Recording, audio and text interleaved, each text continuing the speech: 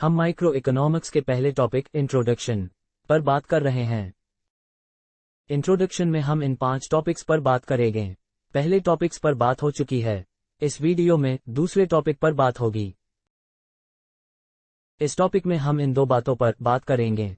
पहला ये कि माइक्रो इकोनॉमिक्स और मैक्रो इकोनॉमिक्स क्या है और इनके हिस्से होने की वजह क्या है, और दूसरा माइक्रो इकोनॉमिक्स और मैक्रो इकोनॉमिक्स में क्या फर्क है। सबसे पहले हम बात कर लेते हैं कि माइक्रो इकोनॉमिक्स और मैक्रो इकोनॉमिक्स क्या है और इनके हिस्से होने में। इकोनॉमिक्स। साल 1933 में रेगनर फ्रिस्क ने मेरे लिए 2 अल्फाज का इस्तेमाल किया। एक का नाम दिया माइक्रो इकोनॉमिक्स और दूसरा का नाम दिया मैक्रो इकोनॉमिक्स। अब सवाल उठता है कि मुझे ये नाम क्यों दिया गया। इस सवाल का जवाब ढूंढने से पहले आपको 2 बातें अच्छी तरह से जान लेनी चाहिए। पहली बात ये कि माइक्रो और मैक्रो क्या होता है, और दूसरा ये कि माइक्रो और मैक्रो में क्या एक जैसे हालात होते हैं। हम सबसे पहले पहली बात पर बात करते हैं। ग्रीक जुबान के माइक्रो और मैक्रो से ही माइक्रो और मैक्रो निकला है। यहाँ गौर से देखिए तो माइक्रो के आई लफ्ज से इंडिविजुअल बन रहा है, जबकि मैक्रो के ए लफ्ज से एग्रीगेट बन रहा है। इस तरह से माइक्रो का मतलब इंडिविजुअल यानी एक होता है, इसे हम स्मॉल भी कह सकते हैं, जबकि मैक्रो का मतलब एग्रीगेट यानी जोड़ होता है, इसे हम बहुत या बड़ा कह सकते हैं। इसी तरह जिन सेक्टर में छोटे लेवल पर कोई बात कहनी हो तो वहां माइक्रो अल्फाज का इस्तेमाल होता है, जबकि बड़े लेवल पर बात करने के लिए मैक्रो का इस्तेमाल होता है। इसे कुछ एग्जाम्पल से समझते हैं। किसी क्लास में अगर कोई सवाल एक ही स्टूडेंट से पूछा जाता है तब यह माइक्रो है, और अगर सवाल क्लास के सभी स्टूडेंट से पूछा जाता है तब यह माइक्रो होगा। जब कार की दौड़ में अगर सिर्फ एक ही गाड़ी पार्टिसिपेट करे तब इन पर किया गया स्टडीज को ही माइक्रो लेवल पर स्टडीज कहा जाता है, जबकि अगर बहुत सारे कार इस रेस में भाग लें तब इन सभी कारों पर किया गया स्टडीज ही मैक्रो लेवल पर स्टडीज कहा जाएगा।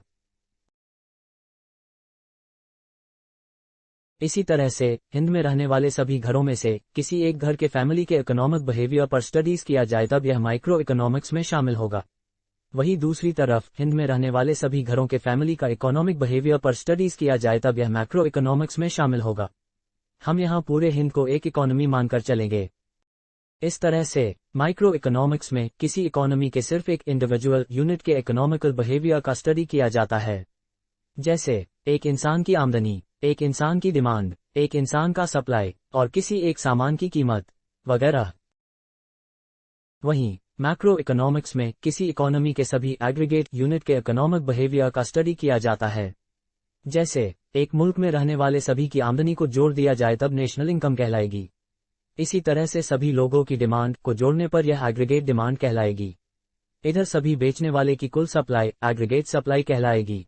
एक मुल्क के लेवल पर नॉर्मल प्राइस निकाला जाता है। अब बात करते हैं दूसरे पॉइंट की, मतलब माइक्रो और मैक्रो में क्या एक जैसे हालात होते हैं। आइए चेक करते हैं। इस रेस को देखिए। अगर रेस में सिर्फ एक कार होता है तब वह कार को आहिस्ता या जोर से चलाए ये उसकी मर्जी है, क्योंकि उसे पता है कि मैं हर हाल में पहले नंबर पर आऊंगा। अब अगर रेस में बहुत सारे कार शामिल हों तब देखिए कि सभी कारों की स्पीड बहुत बढ़ जाती है ताकि मैं पहले नंबर पर आऊं। एक बहुत ही अहम सवाल है कि क्या बचत करना यानी पैसे बचाना अच्छा है या बुरा। चलिए चेक करते हैं। एक परिवार पैसे इसलिए बचाता है ताकि मुस्तकबिल की जरूरतों को पूरा किया जा सके, जैसे घर, गाड़ी वगैरह खरीदना, कारोबार करना या मुश्किल हालात में काम देना वगैरह। इसलिए एक परिवार की नज़र से बचत करना अच्छा है। लेकिन क्या एक मैक्रो लेवल पर यानी एक इकोनॉमी में बचत करना अच्छा है। हमारे मुल्क हिंद में अगर सभी परिवार बचत करने लगे तब क्या होगा। हम जानते हैं कि हम अगर कोई सामान किसी से खरीदते हैं तब यह मेरे लिए पैसे खर्च करना होता है, लेकिन सामान बेचने वाले के लिए यही रकम आमदनी होती है। अब अगर लोग खर्च ही न करें तो इससे सामान बेचने वाले की आमदनी भी नहीं होगी। इसलिए अगर हमारे मुल्क के सभी लोग अपनी बचत को बढ़ा दें यानी पैसे खर्च ही ना करें तब सामान बिकेगा ही नहीं। इससे कारोबारी कम सामान बेचेंगे। अगर कारोबारी कम सामान बेचेंगे तब प्रोड्यूसर सामान बनाएगा ही नहीं, जिससे कई कल कारखाने बंद हो जाएंगे। कल कारखाने बंद होने की वजह से उसमें काम करने वाले लोगों को काम न मिल पाएगा, जिससे लोगों की आमदनी घट जाएगी। अगर आमदनी घट जाएगी तब लोगों का बचत भी घट जाएगा।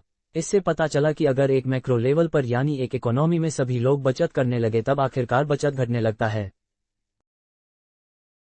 इससे हम एक बात समझ में आई कि मैक्रो लेवल पर बचत करना बुरा है।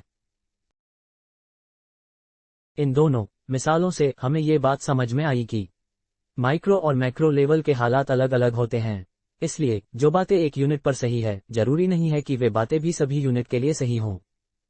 अब आते हैं पहले सवाल पर कि साल 1933 में रैग्नर फ्रिस्क ने मुझे दो हिस्सों में क्यों तकसीम किया। साल 1933 से पहले सभी लोगों का, खासकर प्रोफेसर मार्शल की ज्यादा नजर सिर्फ इस बात पर था कि एक बाजार में किसी खास सामान की कीमत कैसे तय होती है, इसी तरह एक काम करने वाले की मजदूरी कैसे तय होती है वगैरह। हम गौर से देखें तब ये सभी किसी इकोनॉमी के किसी छोटे यूनिट का ही जिक्र करता है। इन लोगों का मानना था कि जो बातें छोटे लेवल पर सही है वह एक हद तक पूरे इकोनॉमी के लिए भी सही होता है। यही सबसे बड़ी गलती थी, जिसका नतीजा यह हुआ कि साल 1929 में अब तक का सबसे खतरनाक आर्थिक महामंदी इस दुनिया ने झेला। अब थोड़ा महान आर्थिक महामंदी के बारे में भी जान लेते हैं, क्योंकि इसी महामंदी की वजह से ही मैक्रो इकोनॉमिक्स की पैदाइश हुई। इस महामंदी का आगाज साल 1929 को उत्तरी अमेरिका में शुरू हुआ, जो आगे बढ़ते हुए यूरोप के मुल्कों में भी पहुंच गया।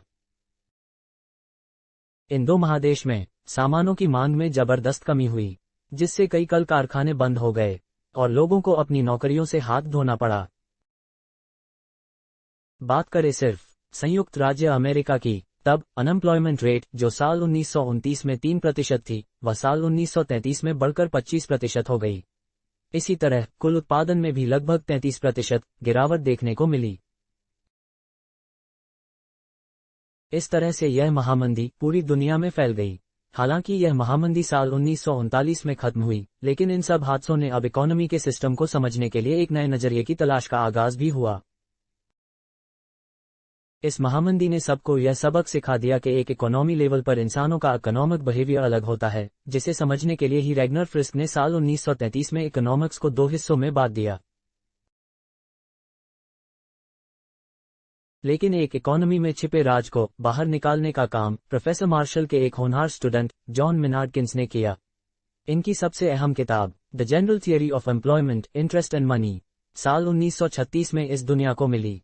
इसका फायदा लोगों को महान आर्थिक मंदी को दूर करने में मिली। चूंकि इस किताब से मैक्रो इकोनॉमिक्स के कई राज से हम रूबरू हुए और मैक्रो लेवल पर कई नए नए थियरी का भी इजाद हुआ, इसलिए जॉन मेनार्ड किन्स को फादर ऑफ मैक्रो इकोनॉमिक्स भी कहा जाता है। अब बात कर लेते हैं कि माइक्रो इकोनॉमिक्स और मैक्रो इकोनॉमिक्स में क्या फर्क है। इसे हम कुछ पॉइंट की बुनियाद पर फर्क करेंगे।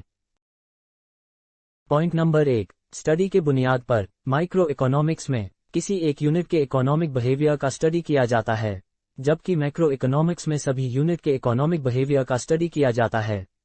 जैसे किसी इकोनॉमी के एक परिवार को माइक्रो इकोनॉमिक्स में शामिल करेंगे, जबकि एक इकोनॉमी के सभी परिवारों को मैक्रो इकोनॉमिक्स में शामिल करेंगे।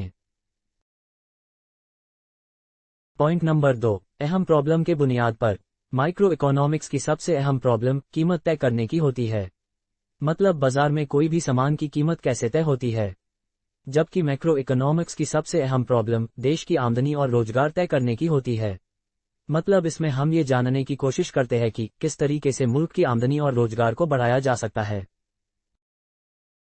पॉइंट नंबर 3, अहम औजार के बुनियाद पर माइक्रो इकोनॉमिक्स का सबसे अहम औजार मांग और पूर्ति है। मतलब बाजार में किसी भी सामान की कीमत क्या होगी, यह उस सामान की मांग और पूर्ति तय करती है, जबकि मैक्रो इकोनॉमिक्स की सबसे अहम औजार कुल मांग और कुल पूर्ति है।